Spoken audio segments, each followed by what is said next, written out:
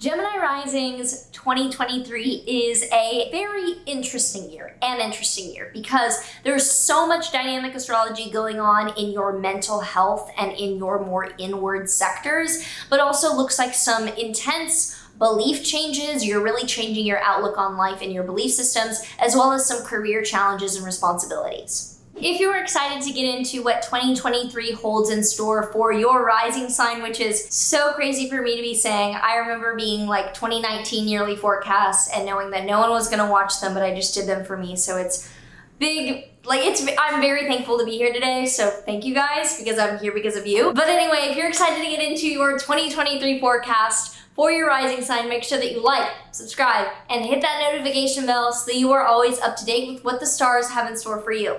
So I'm going to run through the 4 main overview topics for this entire video. Then we're going to get into the dates specifically.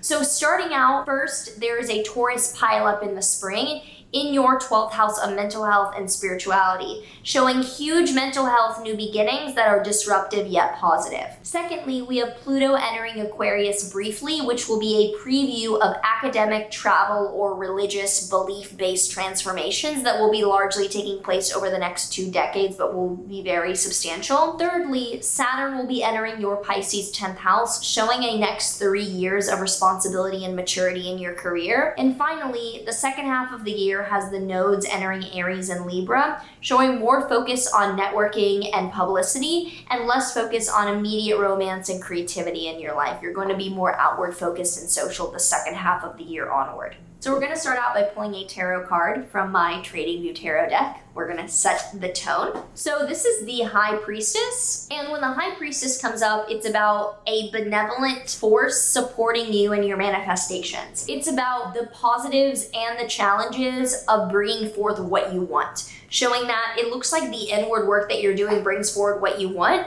but also what do you need to support that.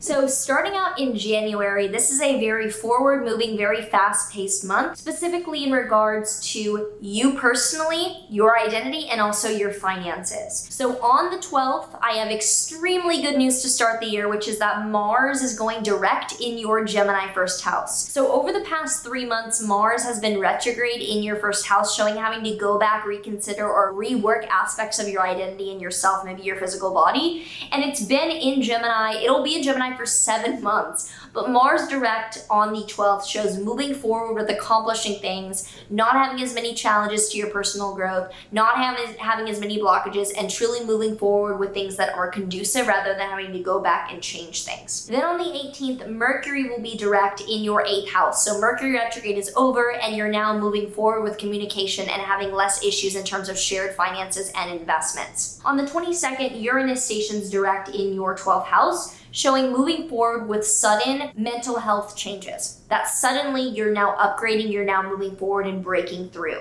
Now, skipping February, it's not that interesting. We move to March, which has some major wins, some major changes, major confusion. It's a very up and down dynamic month. On the 1st to the 2nd, Venus will conjoin Jupiter in your Aries 11th house. This is wonderful for the growth of a positive, social, inclusive dynamic, where somehow a group or friends that you're a part of, it is very, very positive for socially advancing, being very big opportunity. And with Mercury conjunct Saturn in your 9th house, you might be receiving some very serious news about travel or a trip or a degree that you're a part of. A larger group that has to do with travel, beliefs, or education is leading to a big opportunity. On the 7th, Saturn will enter your Pisces 10th house. This is the beginning of a 3-year transit of more challenge, maturity, and responsibility in terms of career. So you're likely going to be taking career more seriously or taking on more challenges that do definitely lead to more effort in that area of your life. On the 12th, Jupiter will conjoin Chiron in your Aries 11th house. This is great for healing in terms of social groups and inclusion. It looks like there's an opportunity for growth through vulnerability with larger groups that you're a part of. On the 13th to the 14th, Mars in your first house will score Neptune in your 10th house. So you're going after something, you're being very aggressive and direct, and your career is being a little bit confusing. It could be a boss that is not giving you what you want or is being misleading and being just very tiring. From the 15th to the 17th, the Sun, Mercury, and Neptune all in your 10th house will square Mars in your first house.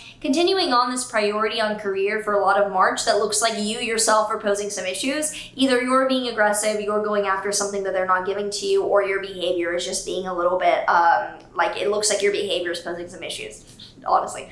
On the 23rd, Pluto enters your Aquarius 9th house. So Pluto is a planet of transformation, of death, and of rebirth, and it will briefly enter your 9th house of higher education, higher beliefs, religion, philosophy, and also travel. It will briefly enter it for a few months. It will then go back into your 8th house, and then it will firmly enter in 2024. So think of this period as a preview period of the transformation of beliefs, religion, philosophy, education, and travel that you might be starting. Because the 9th house is travel and education, but that's kind of hard to show as a major transformation over the next 2 decades. I think it's more so going to be around beliefs and around your religious or philosophical priorities that are adjusting, and you get a preview of that over the spring. On the 25th, Mars will leave Gemini and enter Cancer from your 1st to your 2nd house. Fucking hallelujah. After 7 months, Mars is leaving your 1st house and entering your 2nd house. Now, Mars in the 2nd house shows frustration or some challenges around finances, but frankly, compared to what you've had to deal with 7 months of Mars in your 1st house, that is welcome. So a weight will be lifted off your shoulders once Mars enters your 2nd house in the 2nd half of March. And on the 28th, Mercury will conjoin Jupiter in your 11th house. Look for really good news on a part of a bigger group of people or from your friends at the end of March. Mercury conjunct Jupiter on the 28th is really, really optimistic, and it's in your 11th house of groups, networking, and friends. On the 30th to the 31st, Venus will conjoin Uranus in your 12th house. This is really great for the breakthrough and the sudden realization in a positive way around your mental health. Look for sudden mental health breakthroughs at the end of March. Now in April, this is a month of a lot of optimism and confidence, specifically socially and with friends, because from the 11th to the 12th, the Sun will conjoin Jupiter in your Aries 11th house. This is a really great day for being social. This is a really lovely time for getting opportunities or connecting with others in a really eye-opening way. And on the 20th, there's a total solar eclipse in your Aries 11th house. So solar eclipses are really pivotal new beginnings. They're catalysts for growth in that area of our life. And for you, it's in your 11th house of networking, friends, and larger groups. So it looks like you are joining up with a larger group of people that are really life-changing. Then on the 21st, Mercury will station retrograde in your 12th house. So you may have to rethink or redo something around your mental health and find that you're changing some things up on the way that you do deal with that. In May, there are huge foundational new beginnings taking place around mental health for you. May is a very pivotal month, starting on the 5th with a lunar eclipse in your Scorpio 6th house. So lunar eclipses are endings or times of letting go.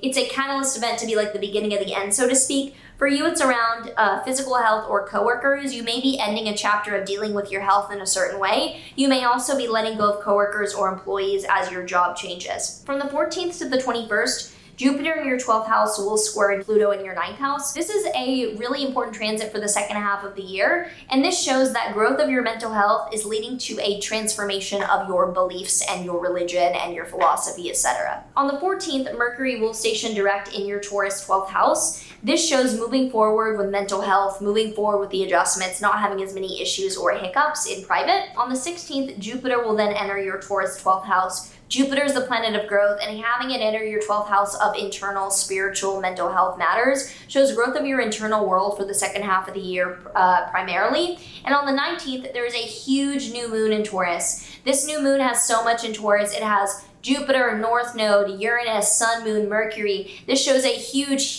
really positive new beginning around mental health and the way that you do take care of yourself internally. Then in June, there is an initial opportunity that does lead into slowing down for the second part of the month. So on the 1st, Jupiter conjoins the North Node in your Taurus 12th house. This is great for moving forward with a mental health initiative, with truly prioritizing your inner growth and your spirituality. On the 11th, however, Pluto retrograde will re-enter Capricorn, which is your 8th house. So the preview of changes around philosophy or beliefs is now over, and Pluto is back in your 8th house of shared finances and investments to show that being the priority of transforming for the rest of the year in the background. On the 17th, Saturn will station retrograde in your 10th house. So you're reconsidering boundaries, reconsidering foundations, and reconsidering what you're taking seriously around your career. On the 18th to the 24th, Jupiter in your 12th house will sextile Saturn in your 10th house. This is a background aspect for a lot of the second half of the year, and this is around your mental health growth leading to an opportunity in your career. So as you improve your mental health, your career opportunities pop up as well. On the 25th to the 27th, Mars and Leo will square Uranus and Taurus between your 3rd and your 12th houses. So some struggles around communication or a project that you're working on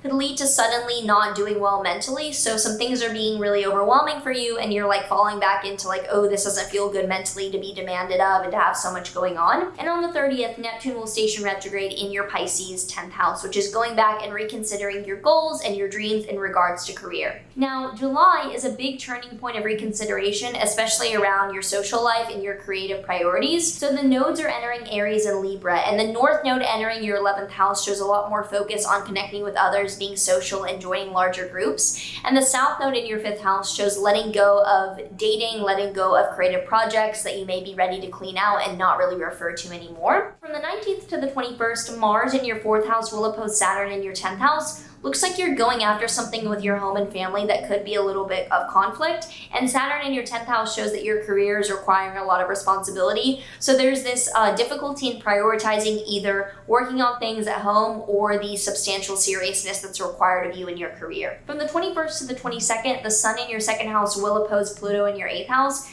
Be careful about being manipulated financially in the middle of July. It looks like you could be making some money or just more income is coming your way and you feel like you're being manipulated or someone's trying to play you.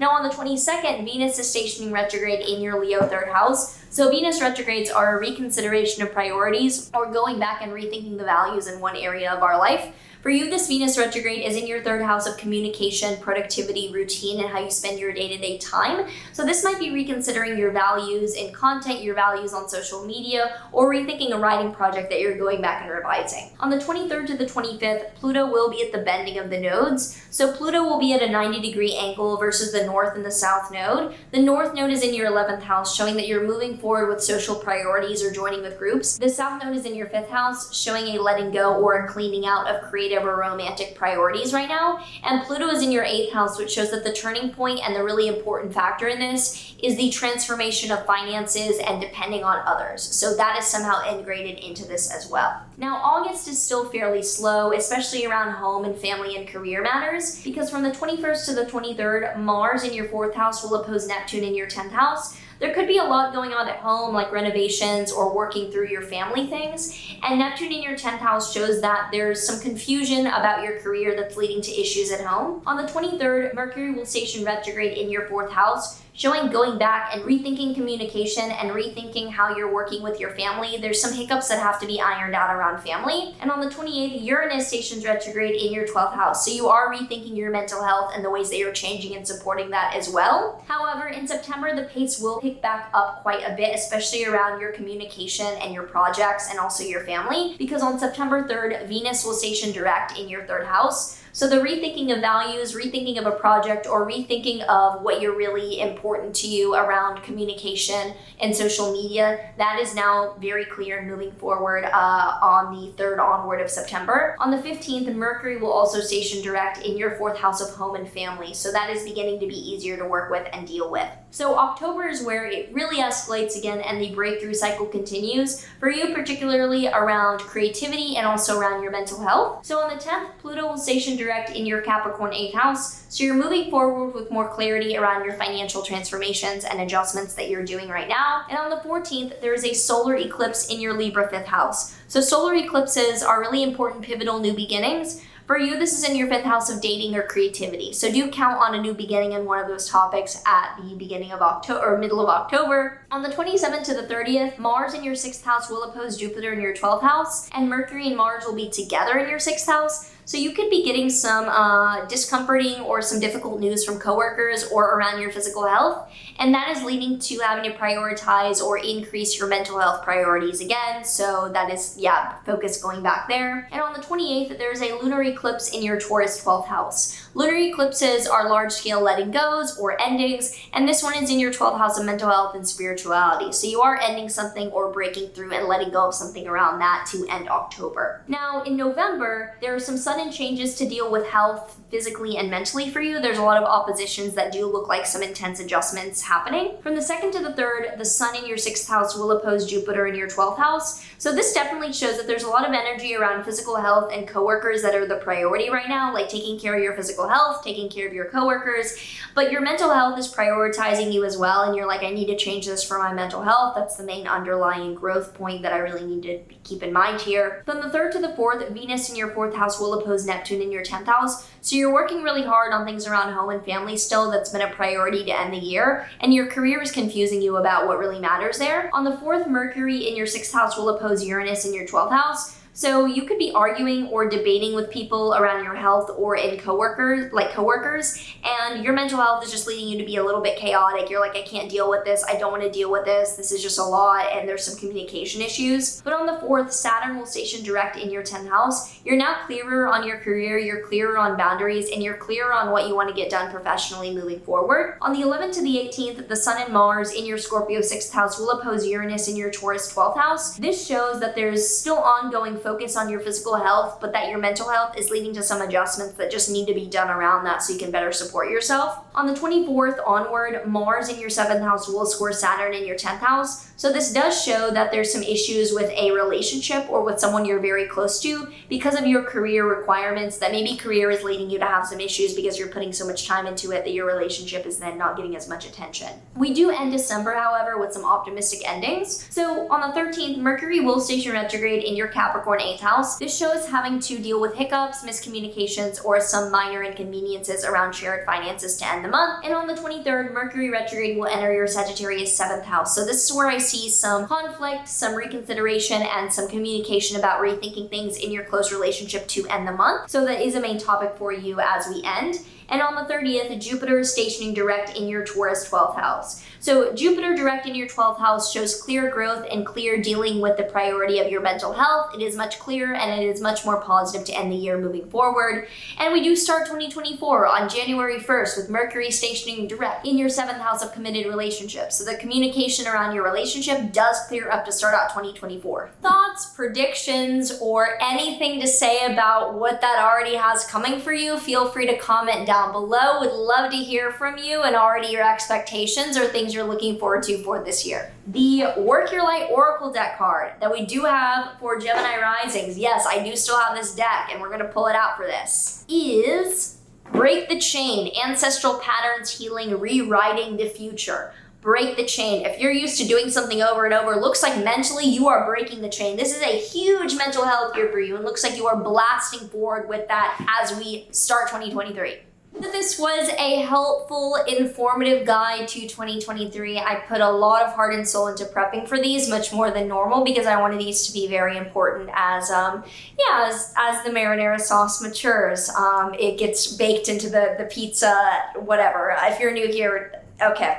I hope that this was, as I said, helpful and informative, and if you have any comments, I would always love to see them down below. I do scan through everything, and mostly I respond to what I can in the moment really recognize and see, but I do see almost everything, if not everything. I think I see everything, you know? Ping me multiple times if you really have an emergency. If not, like, I have a lot. I will see you in the next one.